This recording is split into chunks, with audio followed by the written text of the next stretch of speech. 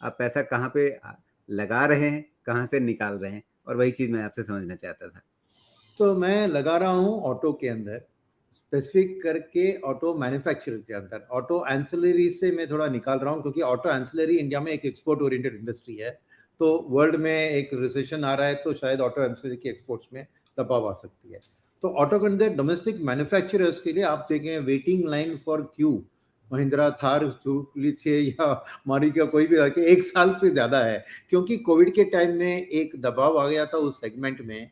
तो उसके कारण डिमांड, पेंट अप डिमांड आज ड्राइव कर रही है ऑटो मैन्युफैक्चरर्स को। मेरे को कार की सेगमेंट बहुत पसंद है, क्योंकि ना टू व्हीलर का सेगमेंट में क्या होता है, वो लार्जली एक रूरल डिमांड पे चलती है। टू व्हीलर्स एक बड़ी रूरल की ग्रोथ स्टोरी है, और उसमें मॉनसून का अच्छा इस साल हुआ है तो डिमांड अच्छी रहेगी। मगर रूरल डिमांड में ऑलरेडी एक मोटरसाइकिल खरीद लिया तो उसको 10 साल के बाद ही वो बदलाव करेंगे। तो मेरे लिए कार्स में, क्योंकि लोग अपग्रेड कर रहे हैं, जैसे फैमिलीज बढ़ रही है, लोगों की एस्पिरेशंस बढ़ रही है, तो कार्स में मैं ध्यान ज्यादा दे रहा हूँ। और कार्स के अंदर मेरे को एसयूवी सेगमेंट, बिकॉज उसमें एक प्राइस पॉइंट बहुत अच्छा बन गया है पिछले सालों में, कि एक सेडान से कंपैरिजन में एसयूवी का बहुत बड़ा एक साइज होता है, मगर सेम प्राइस रेंज में मिल रहा है। तो सब लोगों की इच्छा है कि मैं एक बड़ी गाड़ी में दिखाऊं कि मैं आगे पहुंच गया हूं जिंदगी में कहीं पे।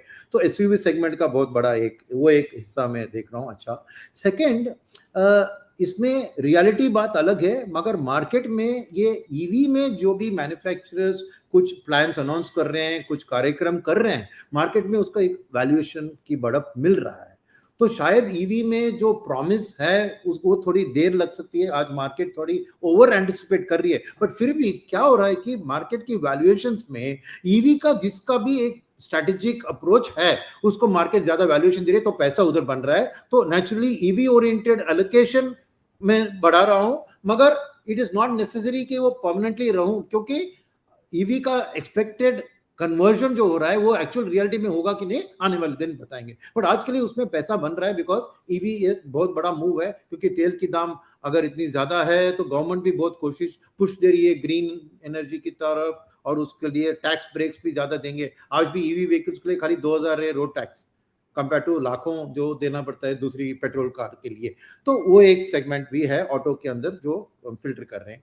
तीसरा सेगमेंट ऑटो के अंदर जो मानसून डिपेंडेंट है वो ट्रैक्टर का है, राइट। वहां पे भी अगेन जैसे सेड, मानसून की ट्रैकिंग के हिसाब से टैक्टिकल कॉल लेने की जरूरत है। और चौथा सेगमेंट ऑटो के अंदर है जहां पे बहुत बड़ी सिक्लिकल मूव दिख रही है, वो है commercial vehicles, light commercial, medium commercial, heavy commercial, सभी में। क्योंकि कैपेक्स की रिवाइवल के पीछे एक कंस्ट्रक्शन में अर्थ मूवर्स, कंस्ट्रक्शन इक्विपमेंट और ट्रांसपोर्टेशन ऑफ सीमेंट, ये गुड्स के लिए हेवी कमर्शियल व्हीकल की मूवमेंट बहुत जरूरी है। और कैपेक्स साइकिल के पीछे ट्रांसपोर्टेशन लॉजिस्टिक्स के अंदर ये कमर्शियल व्हीकल सेगमेंट भी मुझे बहुत बड़ी लगती है, तो वो उसमें भी हम एलोकेशन बढ़ाना है। तो ये रहा ऑटो का ब्रेकअप, आपने जो पूछा।